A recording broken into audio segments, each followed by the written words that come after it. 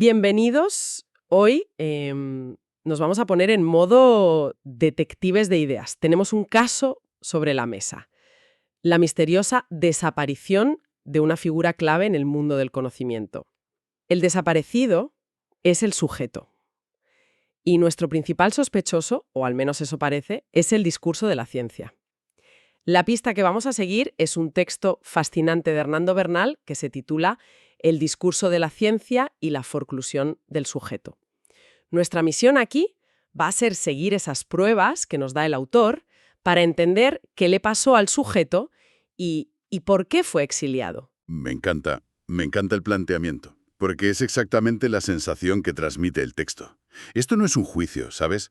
No es la ciencia contra el psicoanálisis en un tribunal. Es algo más sutil. Lo que Bernal describe es, como tú decías, la escena de un crimen, pero un crimen filosófico. Investiga ese choque entre dos formas radicalmente distintas de buscar la verdad. Por un lado tienes la verdad de la fórmula matemática, objetiva, universal. La puedes escribir en una pizarra en Tokio y se entiende igual en Madrid. Y por otro, una verdad que es única, personalísima, la de una historia de vida. Y el texto nos sitúa justo ahí, en el punto de colisión. Vale, pues empecemos por el principal sospechoso, el discurso de la ciencia. El texto lo define por su lenguaje, que es formal, lógico y sobre todo escrito en matemáticas. A primera vista esa es su mayor virtud, ¿no? Le da precisión, objetividad, Claro. universalidad. ¿Dónde está el problema? ¿Por qué sería esto un arma? Pues esa es la paradoja que explora Bernal. La mayor fortaleza de la ciencia es, según él, también el origen de su punto ciego más profundo. Al traducir la inmensa y caótica complejidad de la realidad a ese lenguaje puro ordenado de las matemáticas, ganas rigor, claro, pero se pierde algo por el camino. El autor lo llama un vaciamiento de sentido. Un vaciamiento de sentido. Sí, es como si al hacer una foto perfecta de un paisaje perdieras el olor del aire, la sensación del viento, el sonido. La foto es precisa, desde luego, pero la experiencia se ha vaciado. Es una idea muy potente, sí. Pero tengo que admitir que me cuesta un poco, aterrizarla. ¿Cómo se ve eso en la práctica? Creo que el texto tenía un ejemplo que me pareció buenísimo para esto. Sí, el ejemplo de la conversación con el neuropsicólogo es demoledor. Imagina que estamos debatiendo sobre por qué alguien tiene una fobia, no sé, a los espacios cerrados. Se podría hablar de su infancia, de simbolismos, una exploración rica, con matices. La conversación fluye. Pero de repente llega el especialista, pone un escáner cerebral en la mesa y dice, aquí está, es una sobreactivación de la amígdala. Y se acabó. Y en ese preciso instante se hace el silencio, la conversación muere. Es como chocar contra un muro. La explicación biológica, presentada como la verdad última, pues clausura cualquier otra vía de exploración. Claro, anula la dialéctica. La frase que usa el autor para rematar el ejemplo es brutal. Porque la ciencia lo dice, eso debe ser así. Fin. Exacto. Fin de la historia. No hay más que interpretar. Y ese fin de la historia es el acto central de nuestro caso. Es el momento en que se produce lo que el texto llama, con un término muy específico del psicoanálisis lacaniano, la forclusión del sujeto. Espera un momento. El término que usa, forclusión, suena mucho más fuerte que una simple exclusión o un olvido. Suena casi violento, ¿no? Como un exilio forzoso. ¿Qué significa realmente? Has dado en el clavo. No es que al sujeto no se le invite a la fiesta de la ciencia, es que se niega que la fiesta exista para él. Forcluir es un rechazo fundamental, una expulsión del sistema. Es como si en el libro de la realidad, la página donde estaba la historia del sujeto se hubiera arrancado, y se negara que alguna vez existió. Lo que Bernal argumenta es que la propia estructura del discurso científico, para poder funcionar, necesita hacer eso. Necesita expulsar el deseo, la perspectiva única, la verdad personal. Todo lo que constituye a un sujeto. Pero a ver, voy a hacer de abogada del diablo un momento.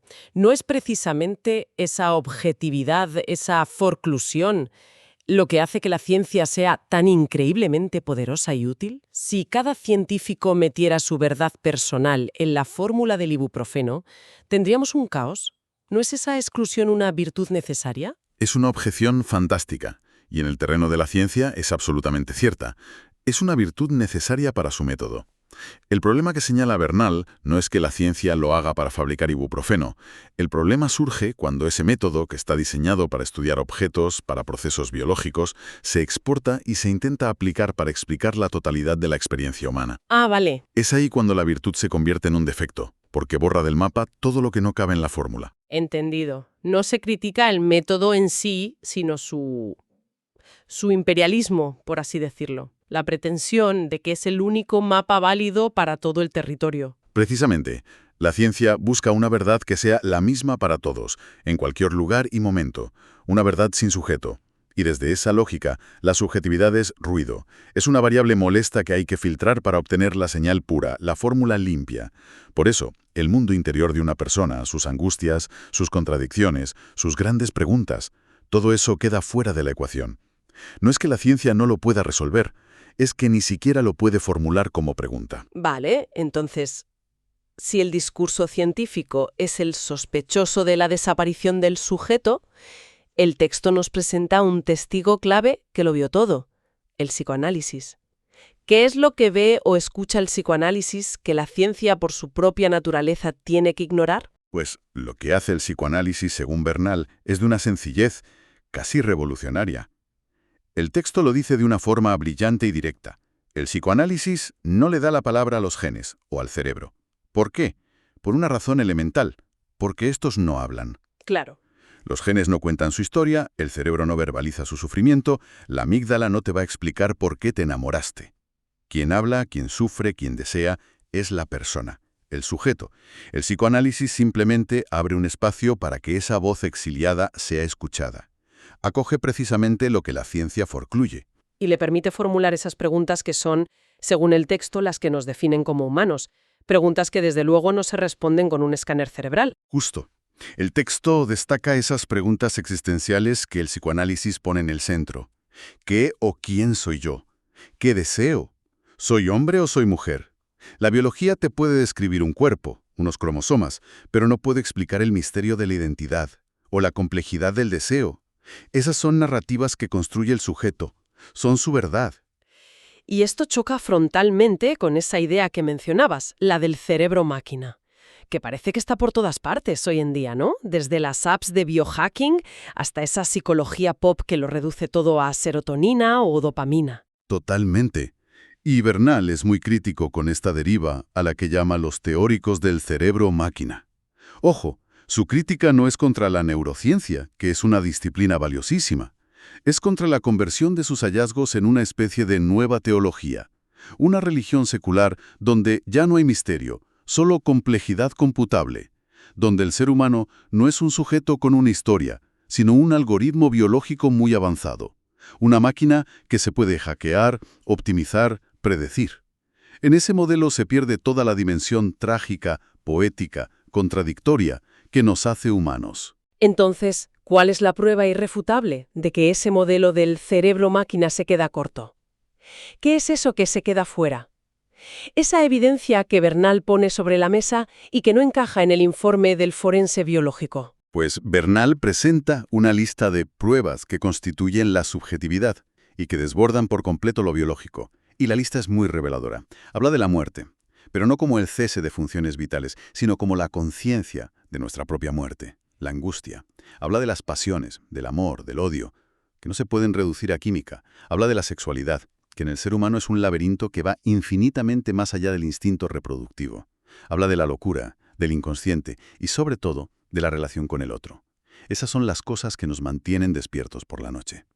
Y esto tiene una consecuencia muy práctica, muy directa, que es el argumento final del texto, sobre cómo entendemos y tratamos el sufrimiento. Exacto. Es la conclusión lógica de todo el caso.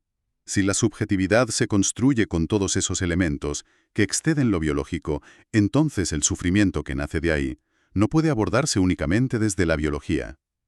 Recuerdo un congreso donde un ponente explicaba el duelo por la pérdida de un ser querido en términos de circuitos neuronales. Era fascinante, técnicamente, pero en la sala se sentía un silencio. Incómodo. Porque todos sentíamos que esa explicación, siendo correcta, se dejaba fuera lo más importante: el dolor, el recuerdo, el significado. Por eso el texto es tan tajante. El sufrimiento psíquico no se cura a punta de medicamentos y terapias adaptativas.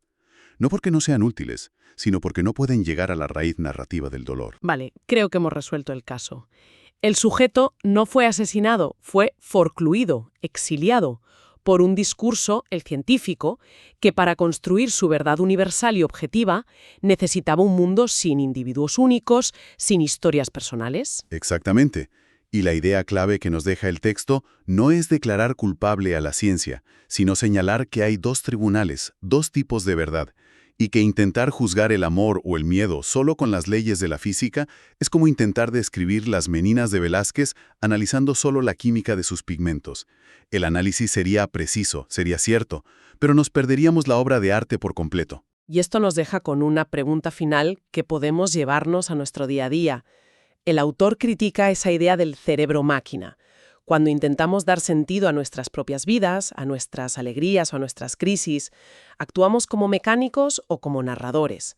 Buscamos un fallo en el hardware biológico, un cable que está mal conectado, o intentamos comprender la historia que se está desarrollando, con sus personajes, sus conflictos, sus significados ocultos.